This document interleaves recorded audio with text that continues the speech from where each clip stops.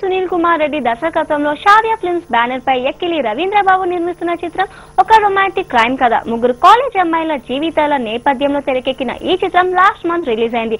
Youth ని తెగ attract చేస్తున్న ఈ మూవీ సక్సెస్ఫుల్ గా రన్ అవుతుంది. ఈ సందర్భంగా చిత్ర యూనిట్ సక్సెస్ మీట్ నిర్వహించారు.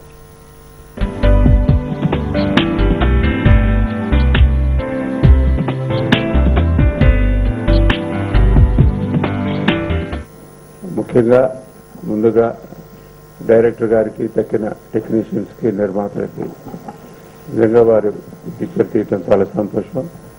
ఇలాంటి మంచి పిక్చర్లు తీయాలని వారిని కోరుకుంటా ఉన్నాను. ఇకపోతే ఆర్టిస్టులు కూడాను చాలా బాగా చేశారు.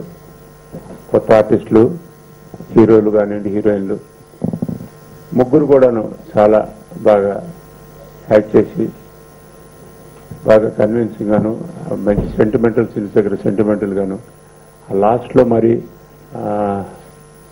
వీరిద్దరు సీన్ కాల్చిపోయేటప్పుడు పోలీస్ ఆఫీసరు వాళ్ళిద్దరు సంభాషణలు, డైలాగ్స్ చాలా బాగా రాశారు సునీల్ రెడ్డి గారు. టోటల్గా పిక్చర్లో డైలాగ్స్ కూడా చాలా బాగున్నాయి. రెండోది వీటన్నిటికన్నా ఐఎమ్ వెరీ హ్యాపీ, పిక్చర్ మొత్తం వైజాగ్ బీచ్ టౌన్లోను చక్కగా వైజాగ్లోనే ఫినిష్ చేశారు. నిర్మాతలకు ఒక సినిమా ఇవాళ స్క్రిప్ట్ తోటి వైజాగ్ వస్తే ఫుల్గా పిక్చర్ పూర్తి చేసుకోవచ్చు అన్నంత వారు చూపించారు.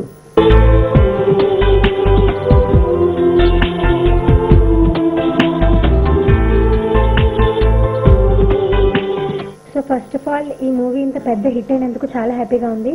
నాకు ఈ ఛాన్స్ ఇచ్చిన సునీల్ సార్కి, ప్రొడ్యూసర్ సార్కి, సాబు సార్కి అందరికీ చాలా థ్యాంక్స్. సో ఫస్ట్ మూవీ ఇంత హిట్ అయినందుకు నాకు చాలా హ్యాపీగా ఉంది.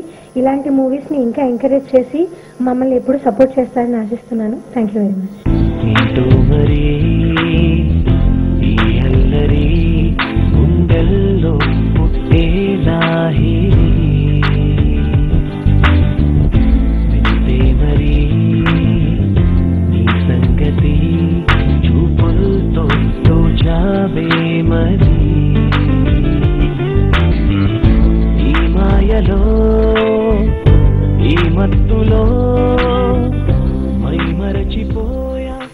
సార్ నిన్న సినిమా చూశారు, బాగుందని చెప్పారు.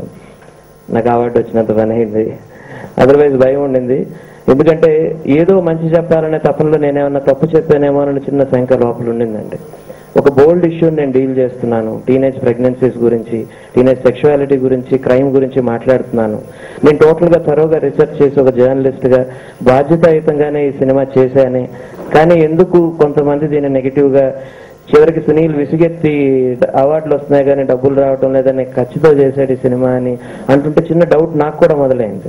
ఎందుకంటే 10 మంది కలిసి ఒక మేకని, కుక్క అని వదిలిపించే సమాజంలో ఉన్న వ్యక్తిగా నాకు చిన్న డౌట్ మొదలైంది. అంటే కొంపతీసి నేనేమన్నా చెడ్డ సినిమా చేసేసానా అని నాకు ఒక అష్యూరెన్స్ కావాల్సిన పరిస్థితి అండి. నేను జెన్యూన్గా, మనస్ఫూర్తిగా మీతో ఓపెన్గా చెప్తున్నానండి. డెఫినెట్గా ఇది ఒక గంగపుత్రులు సొంత ఊరు అంత సిన్సియర్ సినిమా. ఒక సినిమాలో ఒక ఊరు చచ్చిపోతుందని చెప్తే ఇంకొక సినిమాలో నీరు చచ్చిపోతుందని, ఇక్కడ మన ఉనికే చచ్చిపోతుందని చెప్తూ బాధతో చెప్పిన సినిమా ఇది.